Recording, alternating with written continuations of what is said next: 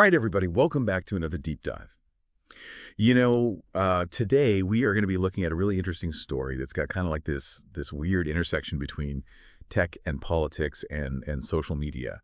And this is a story that you've probably heard about at least a little bit, but you probably don't know all the really fascinating details that are going on behind the scenes. Uh, So the basic story here is that TikTok's parent company, ByteDance, is facing this deadline to sell the app or risk a ban in the U.S. And this is something we've been hearing about for a while. But what's really interesting is that there's this kind of subplot going on where TikTok's CEO, Shou Chu, has reportedly been reaching out to Elon Musk for advice. oh, wow. Like, you believe that? I mean, it's kind of wild when you think about it, right? The TikTok reaching out to Elon Musk. Yeah, what What, what yeah. is he hoping to get from Elon Musk? Well, that's exactly what we're going to be digging into today. So Mhm. our deep dive today is centered on this recent article in Fortune that sheds light on this whole kind of surprising alliance. And we're going to be tackling some pretty big questions here. Like, how much influence does Elon Musk actually have over Trump?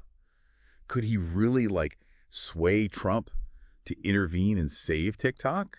And then, there's this bigger question about freedom of speech. Mhm. Is a ban on TikTok really a threat to free speech, or are there more layers to this whole debate? Yeah, those are really important questions, and I think it's really fascinating that we're seeing these different worlds collide like this. You've got tech, you've got politics, you've got Yeah. social media. It's all kind of converging in this one story. Yeah.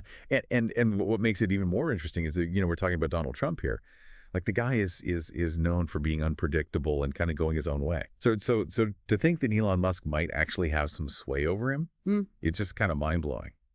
So the Fortune article that we're looking at today, it reveals that Musk and Trump actually developed a surprisingly close relationship, like during the 2016 campaign and during Trump's presidency. Yeah. And it goes into some pretty interesting details, like Musk was a frequent visitor to Mar-a-Lago. He attended calls with foreign leaders along with Trump, and they even went to a UFC fight together. Wow, a UFC fight together. That's pretty telling. Yeah, it's not just like a casual acquaintance, right? No, definitely not. It sounds like they actually had a pretty strong bond. Right. And so that's what makes Chu reaching out to Musk so fascinating, right? Because it seems like he's hoping that Musk can kind of tap into that personal relationship and use it to TikTok's advantage. Yeah, and to me, what's really interesting about these details about their relationship is that it points to this level of trust and camaraderie that goes beyond just typical political maneuvering. This wasn't just about policy discussions or photo ops.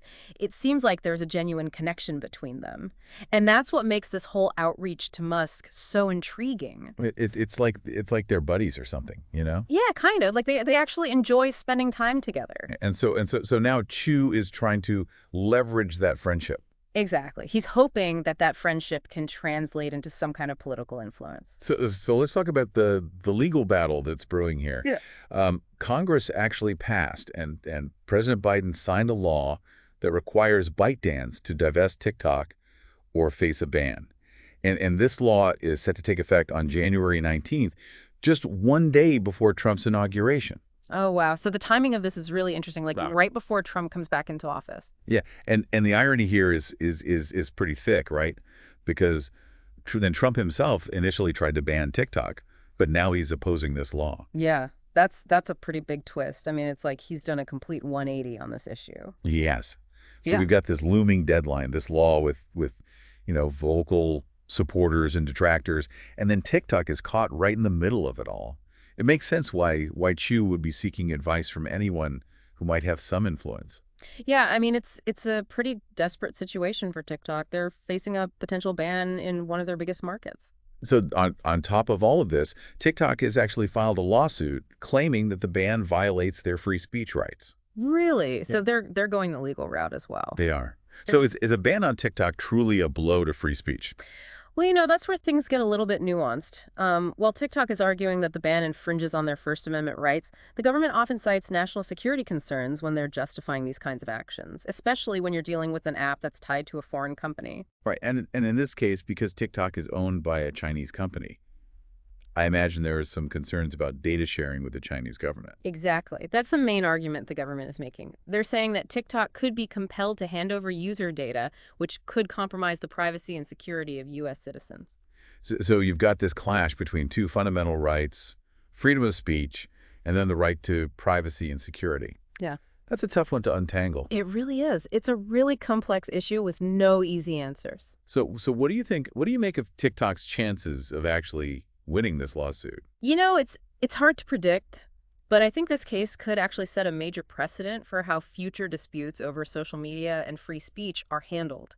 The courts are going to have to weigh the potential risks to national security against the importance of protecting free expression online. So it's kind of a high stakes battle here. Yeah, absolutely. It has implications that could go way beyond just TikTok. So while this legal battle is raging on, we've got this other thing happening in the background with Elon Musk potentially advising TikTok on how to navigate this whole political storm. And the article that we're talking about today, it doesn't really get into the specifics of what Musk might be suggesting, but given his own, kind of business savvy and his understanding of Trump, what kind of strategies do you think he might be proposing? Well, that's the million-dollar question, isn't it? I mean, it's worth noting that Musk has this history of bold moves and pushing boundaries, but he's also a really shrewd businessman. He understands the art of negotiation and compromise.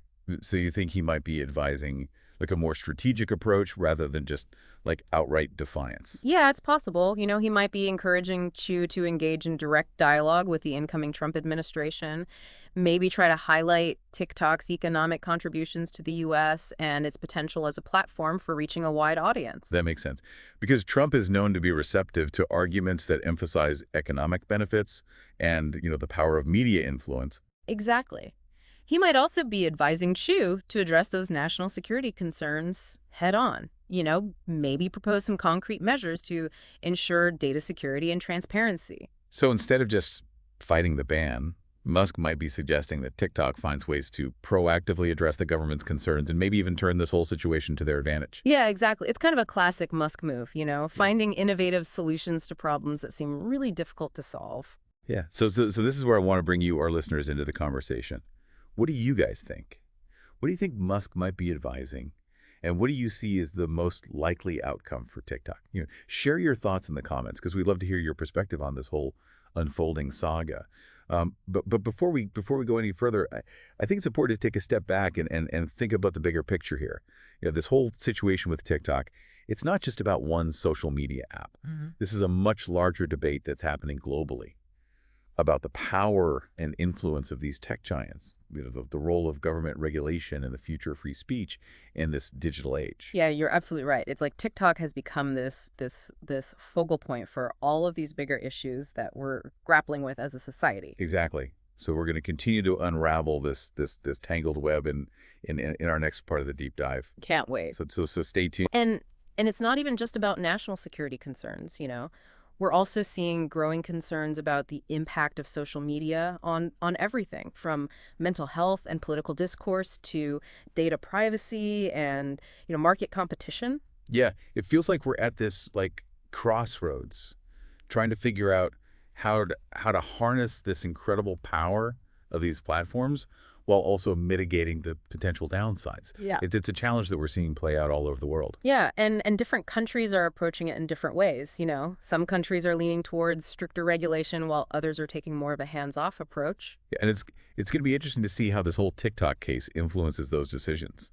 If TikTok is banned in the U.S., will other countries follow suit? Yeah. Could we see like a more fragmented internet with different regions having their own separate online ecosystems? I mean, it's a wild thought. Yeah, it's definitely something to think about. It raises all sorts of questions about the future of online communication and information sharing. So we've got this intricate web of legal battles, political maneuvering, ethical considerations, and it's all playing out against this backdrop of these larger global trends.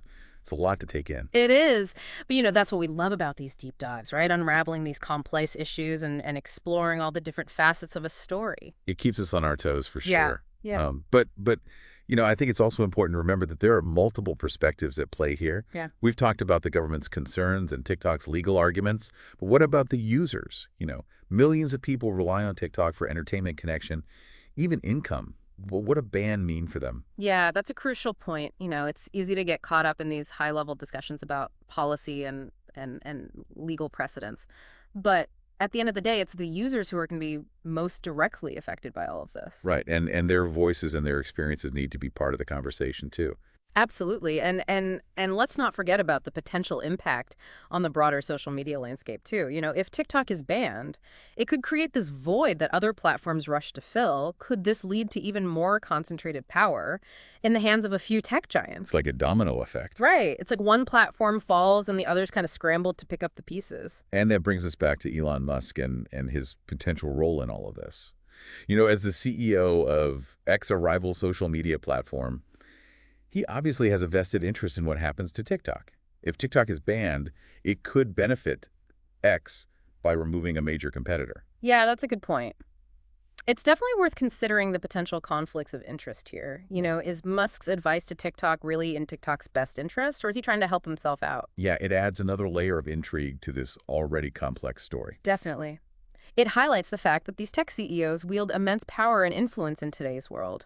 Their decisions can have far-reaching consequences, not just for their own companies, but for entire industries and even global politics. Yeah, it's like they're almost like heads of state in a way. Kind of. They have this global reach, and their decisions impact millions, if not billions, of people. Speaking of powerful players, let's circle back to Trump for a moment. We've talked about the possibility of Musk influencing him. What are the actual levers of power that Trump could pull to intervene in this situation?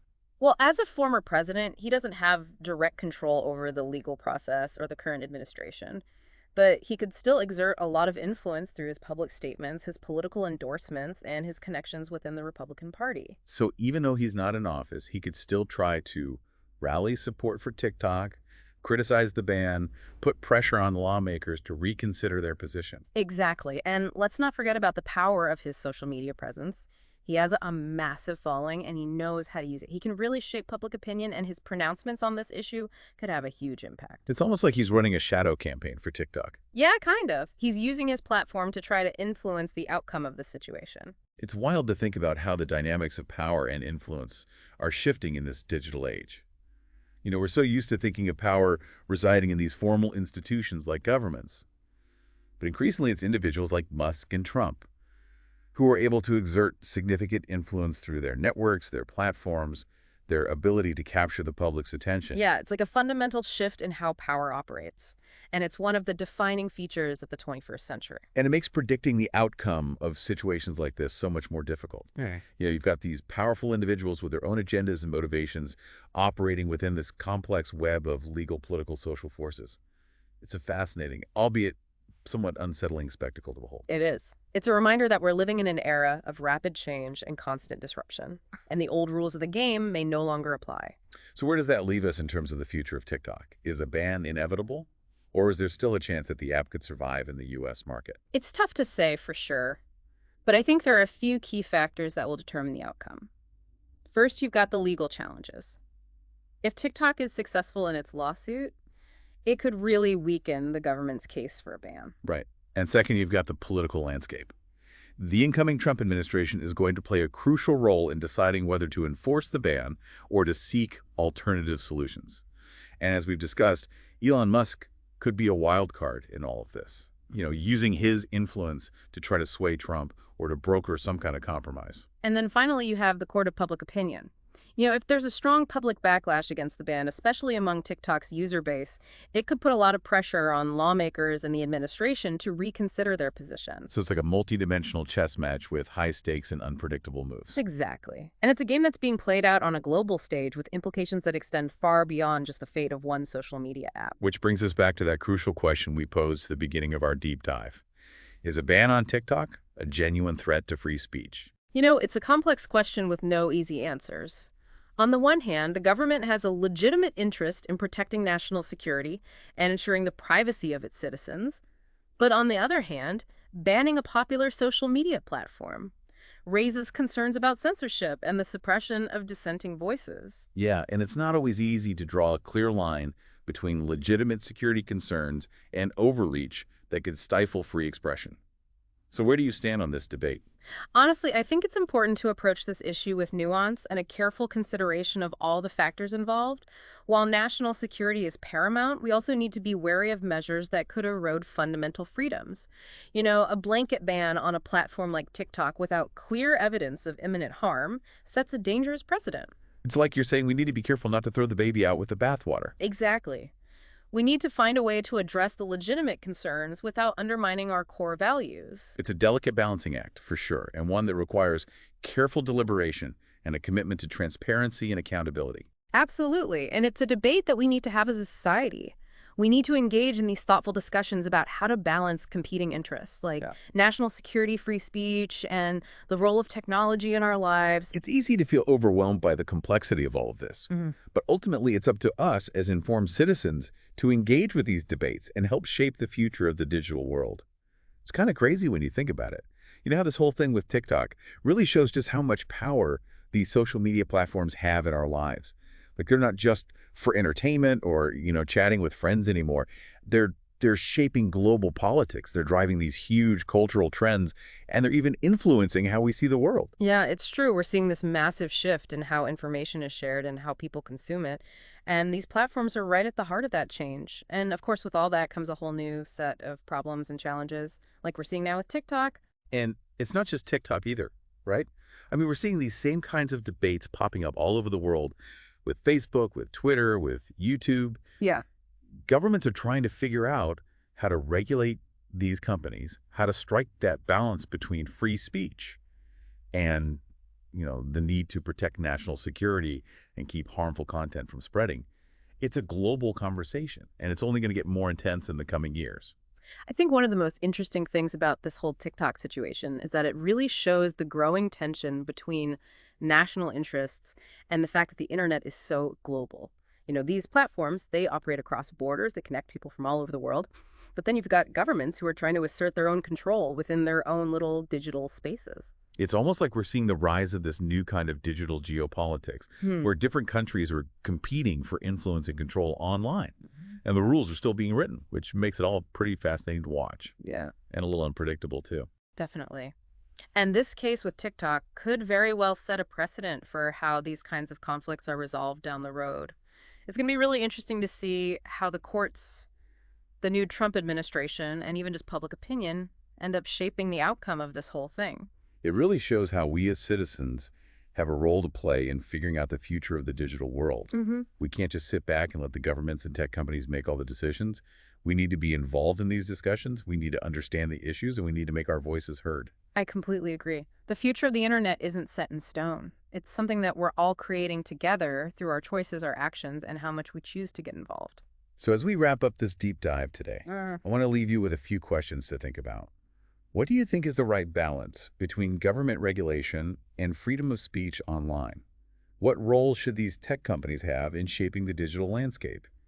And how can we make sure that the internet stays a place for open dialogue, for innovation, and for people to connect with each other? Those are great questions, and I really hope everyone listening takes some time to consider them and keep exploring these issues. We've just scratched the surface today, but I hope this deep dive has sparked your curiosity and given you some new things to think about. That's exactly what we try to do here on the Deep Dive.